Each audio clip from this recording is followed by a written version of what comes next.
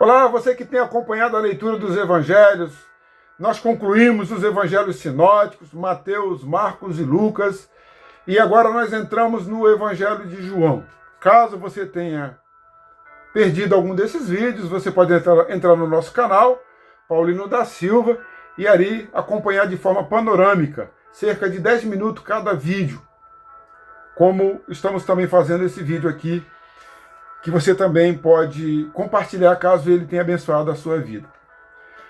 O Evangelho de João foi escrito no finalzinho do primeiro século, por volta do ano 90 depois de Cristo, da cidade de Éfeso, onde tinha igreja que Timóteo pastoreou, e mais tarde também o apóstolo João pastoreou essa igreja pesada, uma igreja onde tinha ali o templo de Diana, né, uma cidade de muitas heresias, de muita feitiçaria, uma cidade problemática e que muitas vezes respingava dentro da própria igreja esses problemas. João tem 21 capítulos. O Evangelho de João é um evangelho universal e a gente pode observar isso no resumo do próprio Evangelho. Lá em João 3,16 que diz: porque Deus amou o mundo de tal maneira que deu o seu Filho unigênito, para que todo aquele que nele crê não pereça, mas tenha vida eterna. A grande tese do Evangelho de João é provar que Jesus é Deus. E ele faz isso no primeiro versículo do capítulo 1. Ele diz assim, olha, no princípio era o verbo, ou seja, a palavra. E a palavra, o verbo estava com Deus e o verbo era Deus. Então ele já começa dizendo que Jesus é Deus. Que nada do que foi feito lá no início se fez sem a presença dele. Ele estava junto do Pai e também do Espírito Santo, ou seja, a Trindade se fez presente na criação. João foi um dos apóstolos do Senhor Jesus, conhecido como o apóstolo ou o discípulo do amor. João fazia parte da tríade, ou seja, daquele círculo íntimo do Senhor Jesus. Ele estava sempre presente com Pedro, Tiago e João nos momentos mais cruciais, aqueles momentos difíceis. O Senhor Jesus os convidava para que eles pudessem estarem juntos ali, contribuindo com eles em oração e acompanhando ele mais de perto. Não que os outros não estivessem, mas tinha alguns momentos que só eles podiam estarem juntos. Jesus tinha essa intimidade de poder trazê-los para mais perto. Seu conteúdo é simples e profundo, ou seja, é para iniciantes e também para as pessoas que já têm uma certa caminhada com a vida cristã. Tem um comentarista chamado Leon Morris, ele diz que o Evangelho de João é comparado a uma piscina. Só que é uma piscina muito profunda, mas também tem um lado raso, onde as crianças podem mergulhar. Mas no lado fundo, somente aquelas pessoas que sabem nadar podem mergulhar ali, ou nadar naquela parte ali profunda. Então, ele é simples, mas também ele é profundo. O Evangelho de João, na Idade Média, os estudiosos compararam esse Evangelho à águia, porque a águia ela tem voos rasantes, voos intensos, voos verticais. E a águia ela voa de maneira que atravessa as tempestades, os lugares mais difíceis. Então, os pensadores, os estudiosos compararam João com a águia por causa dessa profundidade que a águia tem no seu voo. O Evangelho de João, no primeiro capítulo, em meio a questões teológicas, no versículo de número 6, inclui um personagem muito interessante, que é João Batista. Ou seja, João vem falando de questões teológicas, como princípio, verbo, vida, luz, trevas. Então são assuntos teológicos. E no versículo de número 6, ele diz assim, olha, houve um homem enviado por Deus, e o nome dele era João. Esse João aqui é o João Batista, que foi o precursor do Senhor Jesus.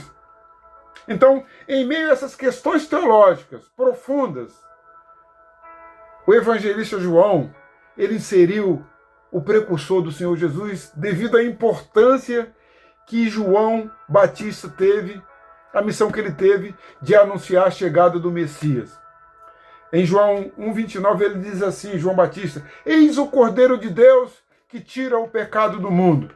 Então, o apóstolo João entendeu que era importante inserir João Batista nesse conteúdo, nesse primeiro capítulo, quando ele está falando de temas teológicos, temas profundos, mas devido à importância de João, que inclusive pôde ter o privilégio de batizar o Senhor Jesus. Além do quarto evangelho, João escreveu 3 cartas. Lá no finalzinho da Bíblia, antes do livro de Apocalipse, nós temos ali 3 cartas escritas pelo apóstolo João. E em seguida ele escreveu também o livro de Apocalipse. Eu queria destacar aqui algumas características que são inerentes a João Batista. Não estão nos outros evangelhos. Fazem parte somente de João essas características. E que denuncia que João foi o autor desse livro. Porque os evangelhos, eles não trazem os autores, como nós vimos nos evangelhos anteriores, nos sinóticos. Os autores, eles são denunciados a partir das evidências externas, daqueles que foram testemunhas oculares, e também das evidências internas. E uma das evidências internas de João é que ele tinha por característica chamar as pessoas de filhinhos. Filhinhos, não pequem. Filhinhos, busca o Senhor. Filhinhos, filhinho para cá, filhinho para lá. É claro que algumas vezes ele era bem duro com relação àquilo que era necessário. Mas eu queria destacar outras características de João, que é cristologia avançada, ou seja, profunda. ênfase no testemunho, evangelho dos sinais, evangelho do Espírito Santo. Ele dá muita ênfase ao Espírito Santo. No capítulo 14, 15 e 16, ele fala bastante acerca do Espírito Santo, menciona bastante, dá muita evidência ao Espírito Santo nesses capítulos. Outras evidências, ele diz que Jesus é a luz do mundo. Jesus é o pão da vida. Jesus é a porta das ovelhas. Ele diz: eu sou o bom pastor, eu sou a ressurreição e a vida. Jesus, ele diz que Jesus é o caminho. João 14,6, eu sou a verdade e eu sou a vida. João não chama as maravilhas que Jesus faz de milagres, mas ele chama essas maravilhas que ele conta, que ele traz em evidência, 7 milagres que Jesus faz na primeira parte do seu evangelho. Ele chama essas maravilhas de sinais. Isso são particularidades de João, a gente não encontra em nenhum dos outros evangelhos. E para concluir esse vídeo, eu queria dizer que a mensagem central de João é um convite apaixonado para que seus leitores creiam em Cristo Jesus e o recebam como seu Senhor e Salvador. Creia com o coração e confesse com a boca, como Paulo escreveu em Romanos 10:9, né? Creia com o coração e confesse com a boca e você será salvo. Se esse vídeo, ou se esses vídeos abençoaram a sua vida, compartilhe com outras pessoas também.